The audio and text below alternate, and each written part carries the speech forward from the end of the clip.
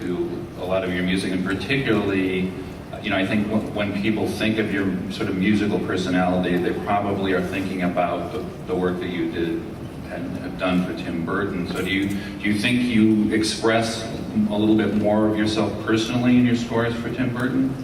Well, I mean, obviously, having done 13 films, and then the next closest competitor behind would be 3. I've had many, many more opportunities to express myself with Tim.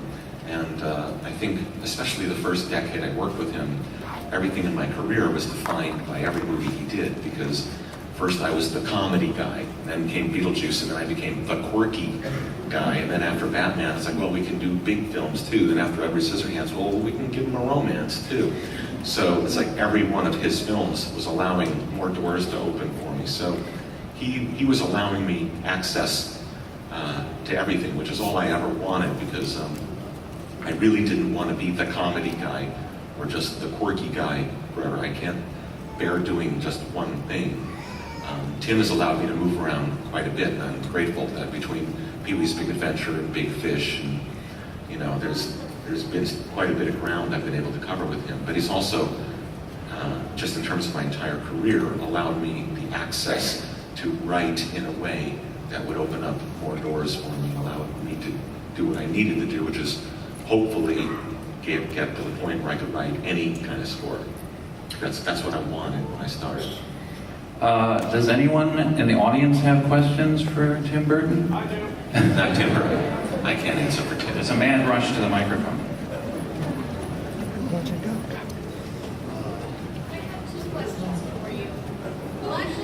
Who are you? Yes, my dear. I feel like the Inquisitor up here, like Christopher Lee in Sleepy Hollow. You are at the front of the line. Well, why don't we listen? She was daring. Yeah, but let's let her me pass ask judgment on her. Good plan. Take her away. Take her to Detroit. The rat her. I apologize for being daring, and my first question for you is, do you hear music in your head? Yes, unfortunately, all the time. No, seriously, I hear music all the time in a way that isn't healthy. Because, and if there's music playing in the room, I can't not be aware of it. It's weird, like I can't function in restaurants or bars because I can't tune out whatever's playing. And I get loops in my head all the time. Sometimes it's what I'm working on, and sometimes it's like a jingle to an advertisement.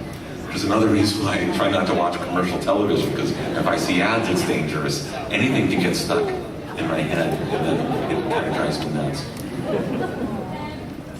And the second thing I want to tell you is that I listened to This Is Halloween to inspire a story I wrote.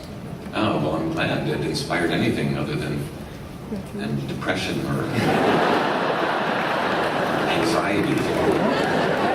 Scary story, well, not really very serious, but it inspired me. Thank you. We salute your daring. And I'm glad. I'll take her away.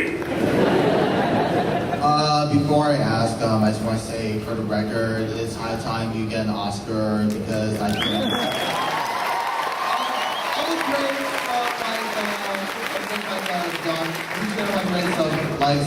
John Williams and Hans Zimmer, and then some other hacks for whatever reason. Well, I'm happy not having an Oscar, but thank you for your thoughts. I probably was the only composer out there relieved not to get on stage 4 times. And there was one moment where I really got scared. It's when I'd done Men in Black, and just before they announced the names, a cameraman ran down an aisle and focused his camera right on me. And I thought, crap, did they tell them anything? And I really started to sweat. When the full Monty won, I just was really relieved. So, I really liked it, how you did the thing for The Simpsons, and how come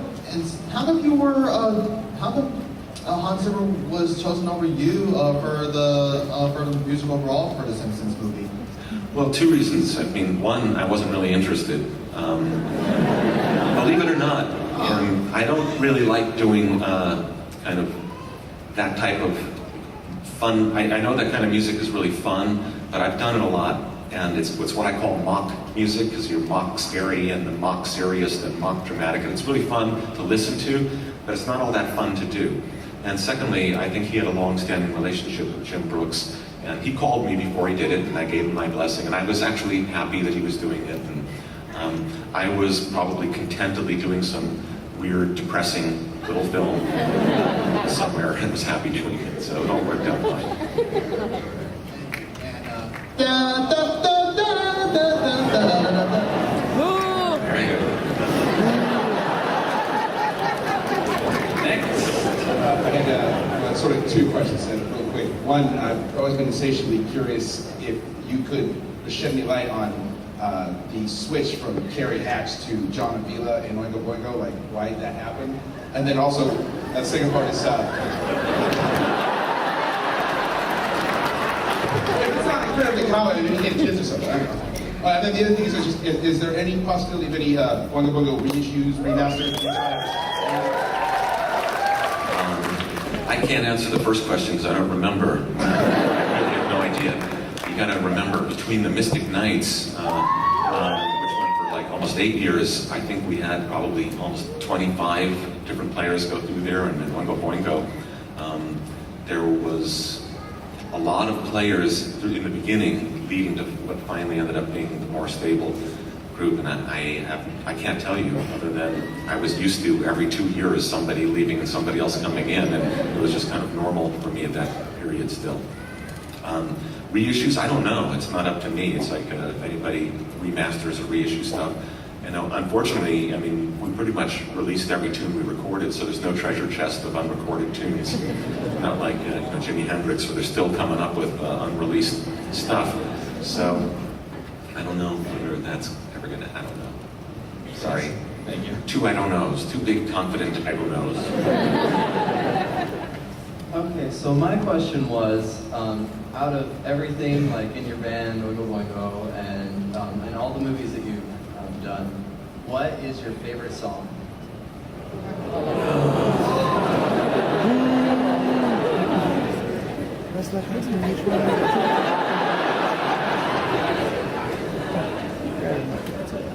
That's also a hard one because I tend to hate every song I've written as soon as I've written it really quickly, and I never want to hear them again. So I've always been a little bit kind of pathological that way. I didn't save tapes, I didn't save my own records. I never listened to any of my own soundtracks until I had to do compilations or do something with it. So I'm very weird about ever listening to anything I've ever done. If I had to pick a song that sticks with me,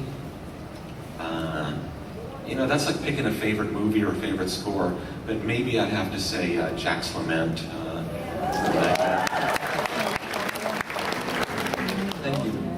You're welcome. Hello, I'd just like to say thank you for coming today and gracing us with your presence. And I wanted to ask you that when you're composing, do the notes and phrases have a certain color or smell or flavor to them in your mind, or do you go for one of the Well, if there was a taste or flavor with the notes, they'd all be bitter. Fortunately, I don't have a highly evolved taste that way. No, I don't really have any association. I mean, I know I've read that people do see colors and taste things when they hear or see notes, but I don't see anything. It's just gray out there, and I'm searching. It's more like digging in mud looking for precious stones, or then settling for anything you can find that's solid at all.